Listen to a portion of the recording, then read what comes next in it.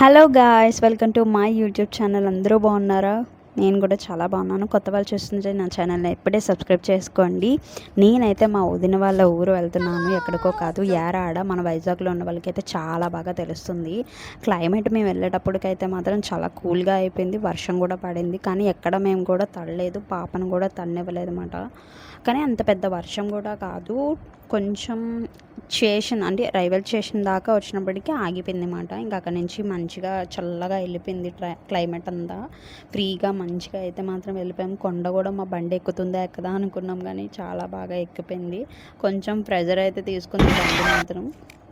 ఇక్కడ నేను after a long time, అంటే 6 or 7 years అయిపోయింది నేను వెళ్ళి. అప్పుడు కూడా ఊరి పండగకే వెళ్ళాను, మా అక్క వాళ్ళ తాలికి వాళ్ళు ఉంటే అక్కడికి వెళ్ళామన్నమాట మేము. ఇప్పుడు మళ్ళీ మా వదిన ఎన్నోసార్లు పిలిచింది పెళ్ళయి ఆఫ్టర్ 3 years వచ్చేస్తుంది. 3 years అయిపోయింది, కానీ నేను ఇప్పటికొచ్చి అయితే వెళ్ళలేదు. నేనైతే రానని చెప్పేసా, కానీ మా వదిన మాత్రం ఊరుకోలేదు, రావాల్సిందే అనేసిందని ఇంకా వెళ్ళాల్సి వచ్చింది. కానీ అప్పటికి ఇప్పటికి చాలా డిఫరెన్స్. ఇక్కడ నావీ, హెచ్పి గ్యాసెస్, ఇంకా ఏవేవో ఉన్నాయి. నాకు పూర్తిగా కంపెనీస్ అంతగా తెలీదు. మా వారికి తెలిసినంత వరకు నాకైతే చెప్పారు. నేను మా వారైతే మాత్రం బండి మీద, మా పాప బండి మీద వెళ్ళిపోయాము. మా అత్త వాళ్ళు, మా మరిది వాళ్ళు, వీళ్ళందరూ కూడా మండే వెళ్ళిపోయారు. 3 days పండగ అన్నమాట. 1, 2, 3 days. డేట్స్ కూడా అంతే, సోమవారం, మంగళవారం, బుధవారం పడింది. అలాగే మా అత్త వాళ్ళు అయితే సోమవారం వెళ్ళిపోయారు, మేమైతే మంగళవారం. విసుగు పడిపోయింది అనేసి మళ్ళీ బుధవారం యాజ్టీస్గా ఈవినింగ్ చేసి వచ్చేసాం అన్నమాట. నేను, మా వారు, మా పాప, మిగతా వాళ్ళందరూ అలా లక్షవారం అలా వచ్చేసారు. మా ఆడబొచ్చు వాళ్ళు అందరమే వెళ్ళాము, టోటల్ ఫ్యామిలీ మెంబర్స్ అందరమే వెళ్ళాము. మాకు ఒక 20 కార్డ్స్ వచ్చి ఉంటాయి పండగ చెప్పడానికి వచ్చిన వాళ్ళైతే. అస్సలు ఎక్స్పెక్ట్ చేయలేదు, యారాడలో ఎంతమంది ఉన్నారా అనిపించింది నాకైతే మాత్రం. అంటే నాకు తెలియదు కదా అంతమంది ఉన్నారు అనేసి. కానీ బీచ్ ఉంటుంది కదా, నాకు బీచ్ పిచ్ ఎక్కువ తెలుసు కదా మీకు కూడా. బీచ్ ఉంటే ఇంకెక్కడైనా నేను ఉంటాను.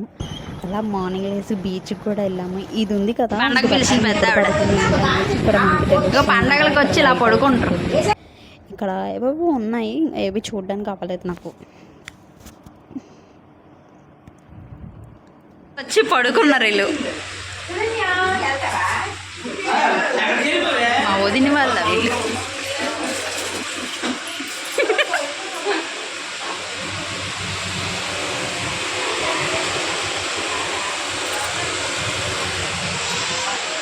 అలా ఫోన్ చూసుకొని ఉండే మనిషి ఎవరో తెలుసా? నా ఒక్క కొడుకు, వారసుడు. ఏది బాబు ఒకసారి ఫేస్ రన్నింగ్ ఇచ్చుకో.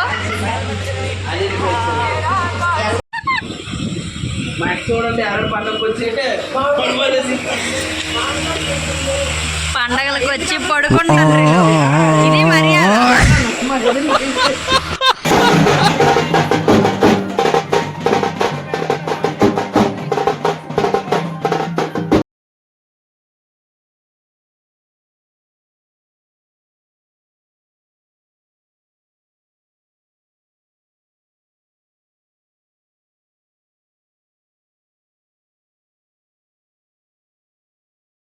ఈ వేషాలు వేశారు, ఇవన్నీ బాగా అయినాయన్నమాట. ఓన్లీ మా వదిన వాళ్ళ ఇంటి దగ్గరికి వస్తే నేను చూసాను. పాప ఉంది కదా, పాప అయితే చాలా విసుగు పడిపోయింది, అందుకే ఇంకెక్కడికి వెళ్ళలేదు. అప్పుడు వచ్చినప్పుడు ఇక్కడ అమ్మవారికి ఎద్దుని నైవేద్యంగా ఇస్తారంట. ఆ ఎద్దుకు వచ్చే రక్తాన్ని అమ్మవారికి నైవేద్యంగా ఇస్తారు. ఇది ఒక్కటే నాకు తెలుసు, ఎందుకంటే అప్పుడెప్పుడో తెలీదు, అంటే అప్పుడెప్పుడో వెళ్ళినప్పుడు నాకు అది తెలిసింది. ఇప్పుడు కూడా ఆ ఊర్లోకి వెళ్ళి ఆ పండగ ఏంటి అని కూడా నేను పూర్తిగా చూడడానికి నాకు అవ్వలేదు. పాప అయితే చాలా విసుగుపడిపోయింది. నైట్ అయ్యేసరికి నైట్ భోజనాలు అయినాయి, కరెంట్ అంతా పోయింది.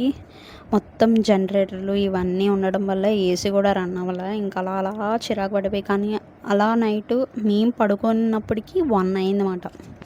పడుకోలేదు, అలా ఊసులు కబుర్లు ఏవో ఒకటి తెచ్చుకొని తినడం. మా పిల్లలతో అలా క్లైమేట్ అయిపోయింది. మా పాప అయితే మాత్రం ఇంక ఏసీ ఆన్ అయిపోయింది, పడుకుంటుపోయింది. ఇంక ఎర్లీ మార్నింగ్ అయితే మాత్రం లేచి బీచ్కి వెళ్ళాం. మేము, మా పాప, మా చిన్ని పాప, నేను, మా వారు అందరం కలిపి వెళ్ళామన్నమాట. అక్కడికి వెళ్ళేసరికి ఏంటంటే మా అన్నయ్య వాళ్ళు కూడా వచ్చారు. అలా టైంపాస్ చేసేసి ఇంకా మధ్యాహ్నం భోజనం చేసేసి ఇంకా స్టార్ట్ అయిపోయి ఇంటికి వచ్చేసాం అన్నమాట. మా పాప అయితే మాత్రం ఇక్కడ బీచ్లో చిన్ని అడుగులు వేస్తూ ఎంత బుజ్జిగా నడిచింది. అలా మావయ్య నడిపిస్తుంటే ఎంత మంచిగా నడుస్తుందో, ఎంత క్యూట్గా అనిపించింది. ఇంకా అలా ఇంటికి వచ్చేసి టిఫిన్లు భోజనం అన్నీ చేసేసి ఇంక ఈవినింగ్ అయితే రెడీ అయిపోయి ఇంటికి వెళ్ళిపోయామాట. అంతే వీడియో.